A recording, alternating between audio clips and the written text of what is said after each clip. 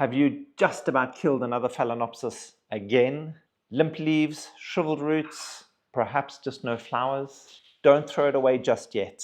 Today I'll give you 5 quick fixes to bring your orchid back from the brink, even if it appears hopeless.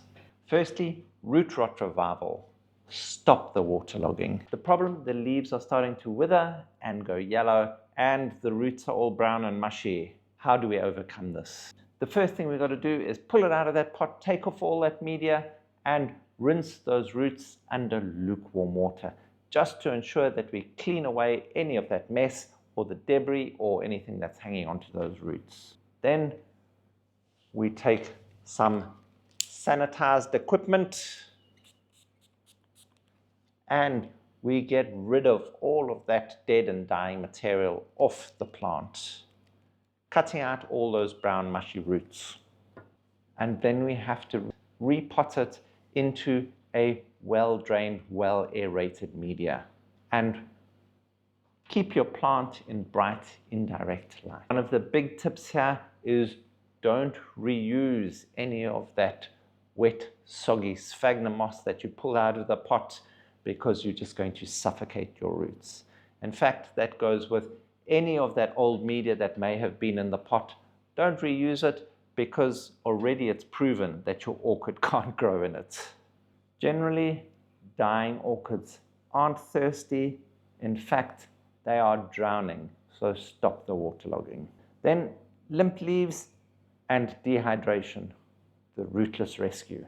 The problem, your leaves are looking tired and limp, they've gone all soft and leathery, and your roots are all dry or dead. So what you need to do is now you need to place this plant above some damp sphagnum moss or some water. Keep it in a warm, bright lit area. No direct sun, because it will burn your plant. And you've got to keep it in this sort of situation for around 2 or 3 weeks until you see those new root tips starting to grow, and then you can repot. And the tip here is keep those humidity levels high.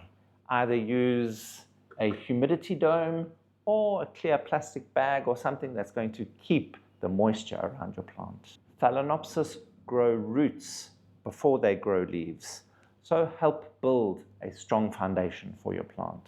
Is your orchid just not producing any flowers? The temperature trick. Problem is, your plant is growing beautifully, you've got beautiful, strong, healthy green leaves growing all over the show, but you're just not getting any flowers on your plant. Whether it's been 6 months or a year and you still haven't got any flowers, there is a trick to get your plant to reflower. Drop those temperatures. Those day-night temperature changes are going to be important. So drop those evening temperatures by about 8 to 10 degrees Celsius for a period of 2 to 3 weeks.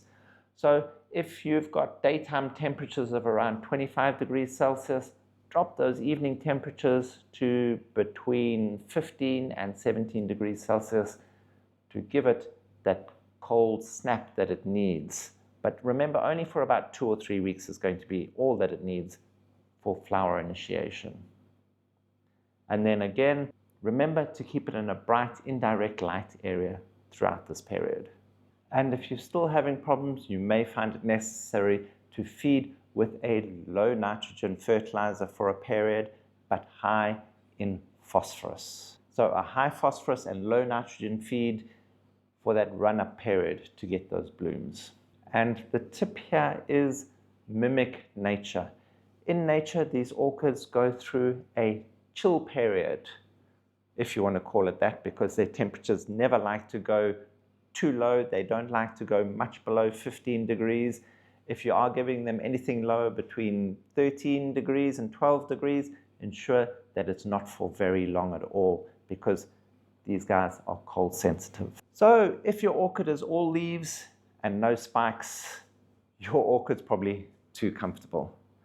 There can also be, if your orchid's leaves are too dark emerald green, then you know it's probably not getting enough light to be able to produce those flower spikes. That's why we always say keep it in good, strong, bright, indirect light. Yellowing leaves, it's all about knowing when it is normal. The problem is you get yellowing leaves on your orchid and immediately you start to panic, and that can be the worst thing for your orchid. Yellowing leaves can be natural, especially if it's the oldest and the bottom leaf of your orchid. If that starts yellowing, that's perfectly natural. Your orchid's just moving nutrients around the plant. It's natural aging of those leaves. If you get multiple leaves on your orchid yellowing at the same time, then it's best to check your media, because generally it's going to be something to do with your roots. So look out for root issues and particularly overwatering. And when you see yellowing on your leaves, don't immediately go to adding extra fertilizer to your regime. That extra fertilizer can then only start causing problems. So keep your feeding as usual. And the tip here is, if one leaf is yellowing, it's probably just natural aging. If multiple leaves are yellowing at the same time, there's stress happening in your plant. So check out to see what that is. A yellowing leaf is not always bad. In fact, sometimes it's just the plant moving its energy from those old leaves to new growth areas. And lastly, crown rot, the silent killer. The problem is you'll see brown or black, soft, soggy spots in the leaf centers. And this is from trapping of water in between those leaves. So the first thing to do here is you'll take some tissue paper, easy as that, and tip your plant to the side and just dab in there with the tissue paper to try and dab out all of that excess moisture that's going to be in between those leaves and in that crown. And then what you want to do is take that old faithful trusty cinnamon powder, and this we're just going to take and sprinkle into the crown. We have done a whole video on the rescue of a Phalaenopsis from crown rot, and this is the result of it. We've got some amazing blooms that are just finishing now on our plant. We'll drop the link to the video of this particular rescue for crown rot in the description box down below, so you can go check that out. So either by using cinnamon, which is a natural antifungal, or you can use a fungal paste and wipe that in there too.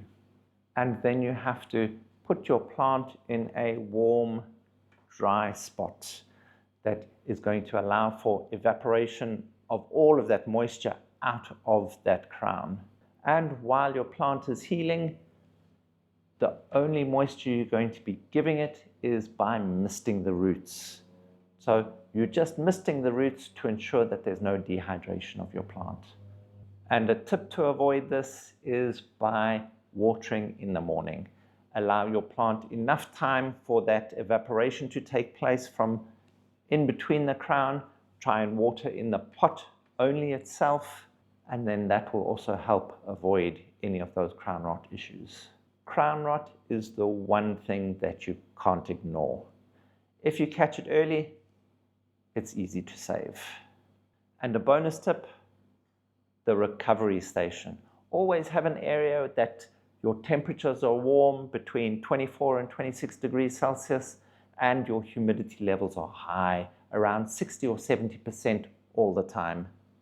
And when you move a plant to this recovery area, stop feeding it. Don't give it any food for between 3 and 4 weeks until you start seeing some recovery in that plant. And then you can start your feeding regime again.